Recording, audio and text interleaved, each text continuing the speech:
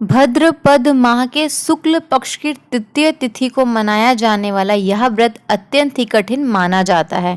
शास्त्रों के अनुसार हरतालिका तीज को सबसे बड़ी तीज माना जाता है। हरतालिका तीज से पहले हरियाली तीज और कजरी तीज मनाई जाती है। शास्त्रों के अनुसार इस व्रत को रखने से अखंड सौभाग्य की प्राप्ति होती है। यह व्रत एक ऐसा व्रत है इसे सुहागिन के अलावा कुंवारी कन्याएं भी रखती हैं। हरतालिका तीज में भगवान शिव और माता पार्वती की विधि विधान के साथ पूजा किया जाता है।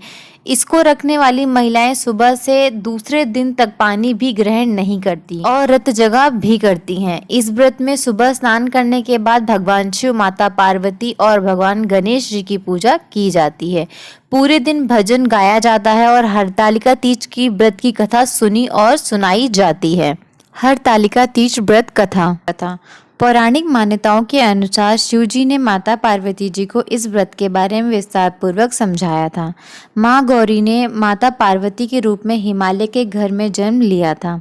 बचपन से ही माता पार्वती भगवान शिव को वर के रूप में पाना चाहती थी और उसके लिए उन्होंने कठोर तप किया था। 12 सालों तक लगातार निराहार रहकर कठोर तप किया था। एक दिन नारद जी ने महाराज हिमालय को आकर कहा कि पार्वती के कठोर तप से प्रसन्न होकर भगवान विष्णु आपकी पुत्री से विवाह करना चाहते हैं। नारद मुनि की बात सुनकर महाराज हिमालय बहुत प्रसन्न हुए। उधर भगवान विष्णु के सामने जाकर नारद मुनि बोले कि महाराज, हिमालय अपनी पुत्री पार्वती से आपका विवाह करवाना चाहते हैं। भगवान विष्णु ने भी इसकी अनुमति दे दी। फिर माता पार्वती के पास जाकर नारद जी ने सूचना दी कि आपके पिता ने आपका विवाह भगवान विष्णु से तय कर दिया है। यह सुनकर पार्वती जी बहुत निराश हुई। उन्होंने अपनी सखियों से अनुरोध कर कहा कि उन्हें किसी एकांत गुप्त स्थान पर ले जाएं। माता पार्वती की इच्छा अनुसार उनके पिता महाराज हिमालय की नज़रों से बचाकर उनकी सखियां माता पार्वती को घने सुनसान जंगल में स्थित एक गुफा में छोड़ आईं। यहीं रहकर उन्होंने भगवान शिव जी को पति के रूप में पाने के लिए कठोर तप शुरू किया, जिसके लिए उन्होंने रेत से शिवलिंग की स्थापना की। संयोग से हस्त नक्षत्र में भाद्रपद शुक्ल तृतीया का वह दिन था जब माता पार्वती ने शिवलिंग की स्थापना की थी। इस दिन निर्जल उपवास करते हुए उन्होंने रात्रि में जागरण भी किया। उनके कठोर तप से भगवान शिव अत्यंत प्रसन्न हुए और माता पार्वती जी को उनकी मनोकामनाएं पूर्ण करने का वरदान दिया। अगले दिन अपनी सखियों के साथ माता पार्वती ने व्रत का पारण किया और समस्त पूजा सामग्री को गंगा नदी में प्रवाहित कर दिया।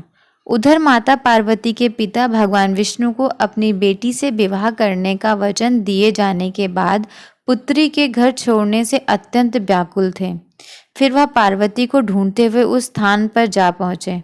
उसके बाद माता पार्वती ने उन्हें अपने घर छोड़ने का कारण बताया और भगवान शिव से विवाह करने के अपने संकल्प और शिव द्वारा मिले वरदान के बारे में बताया।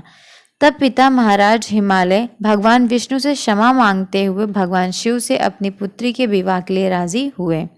कुछ समय पश्चात विधि विधान पूर्वक माता पार्वती और भगवान भोलेनाथ शिव का विवाह संपन्न हुआ। तब भोलेनाथ शिव महाराज जी ने पार्वती जी से कहा, हे पार्वती, भाद्रपद की शुक्ल तृतीया को तुमने मेरा आराधना करके जो व्रत किया था उसके फलस्वरूप मेरा विवाह हो सका।